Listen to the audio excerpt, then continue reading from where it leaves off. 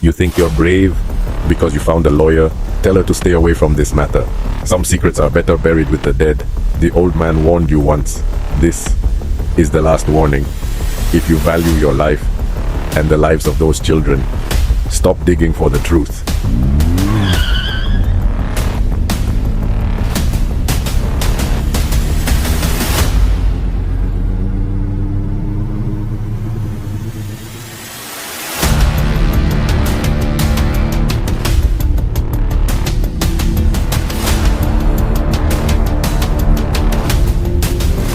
Ngozi sat frozen on the church bench.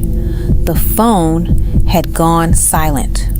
Her hands trembled so badly that the device nearly slipped from her fingers. The elderly woman who had offered to help her stared at her with concern. The woman moved closer. My daughter, who was that? And why are you looking so scared? I don't know. The person used private number. What did the person say? Ngozi looked around nervously before answering. He said if I value my life and the lives of my daughters, I should stop looking for that lawyer.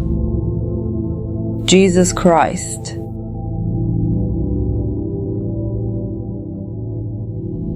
How did anyone know that we are preparing to meet a lawyer?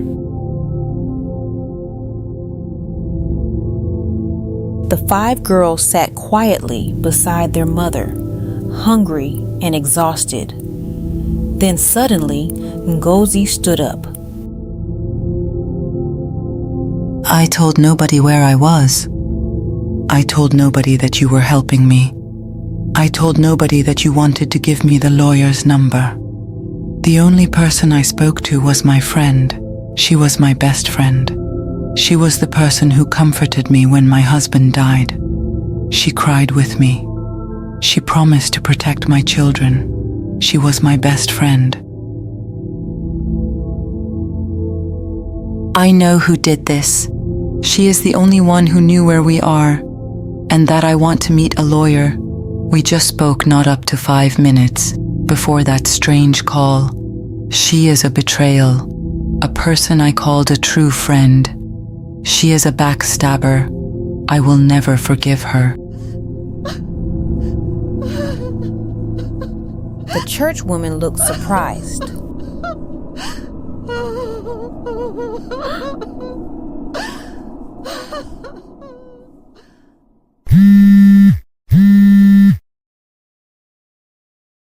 Hello? Hello, Blessing. I can hear you.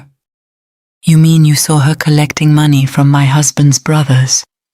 Well, I thought as much. I will talk to you later. The old woman gasped. For several seconds, nobody spoke.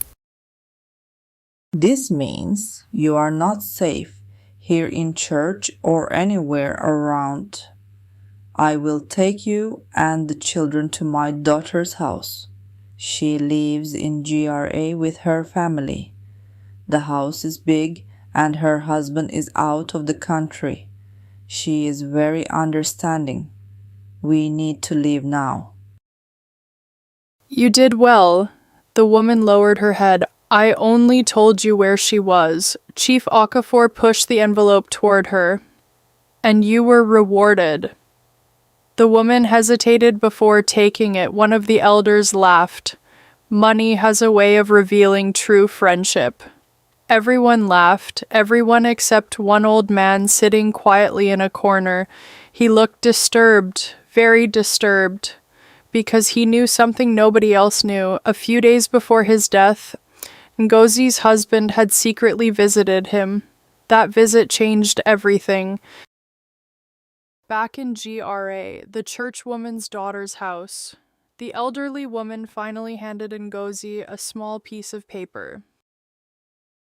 This is the lawyer's number. Call her. I believe she will be of great help. Ngozi stared at the paper and the phone number. You still want me to call her after that threat? Yes. If they are afraid of her, then she is exactly the person you need.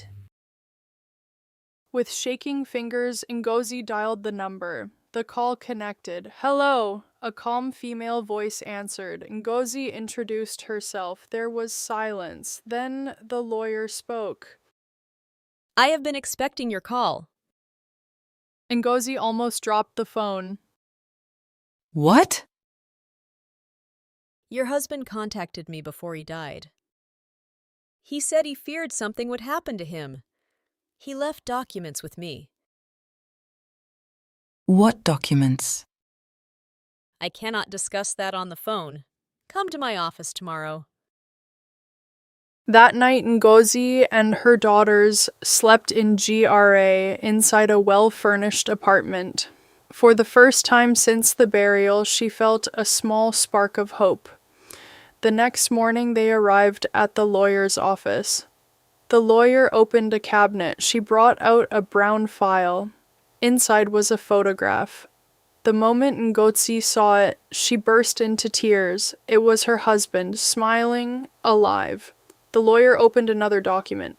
Your husband said if anything happened to him, I should protect this.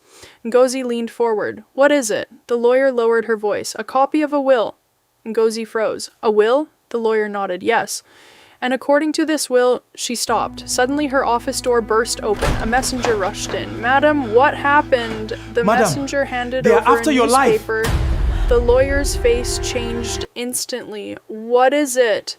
Ngozi asked. The lawyer placed the paper on the table. A headline stared back at them. Senior lawyer involved in forgery allegation. Ngozi looked confused. The lawyer laughed bitterly. They've started. Started what? The attack. The lawyer folded the newspaper.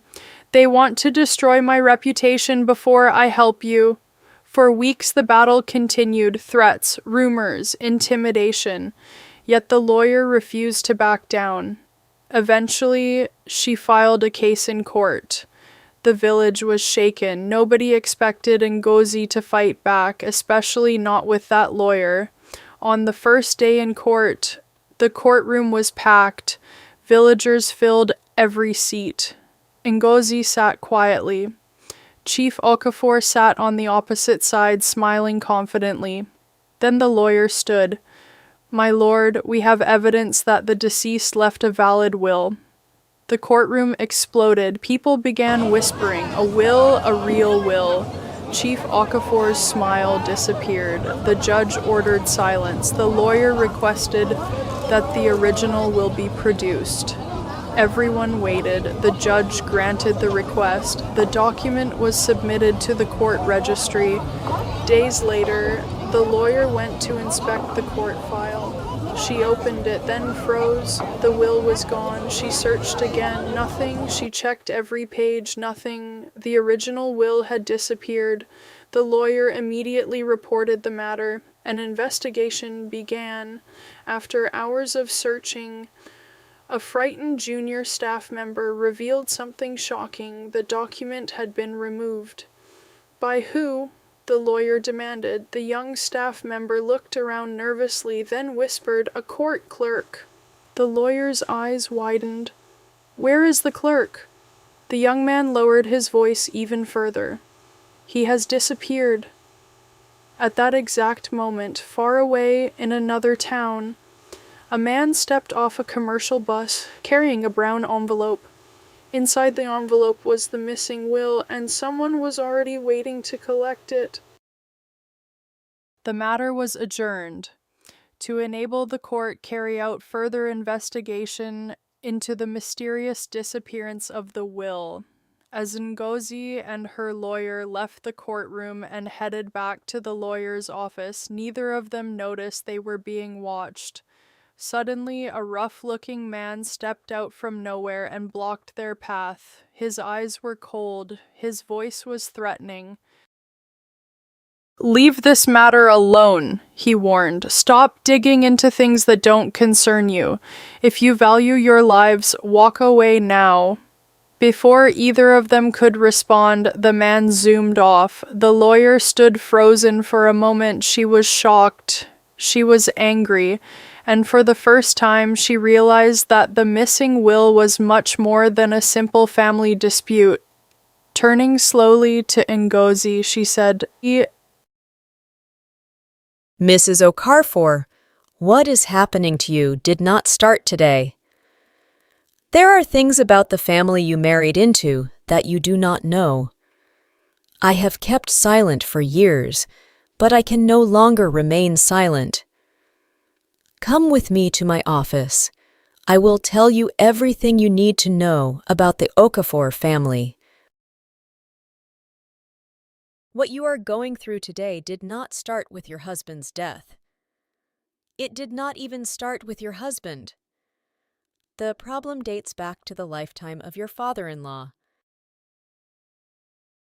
Really? And I never knew. Yes, long time ago. For years, secrets were buried, truths were hidden, and those who knew what happened chose to remain silent. I have kept quiet for far too long. What I am about to reveal will change everything you thought you knew about your husband, your father-in-law, and the Okafor family. Come with me, because the real story is only just beginning.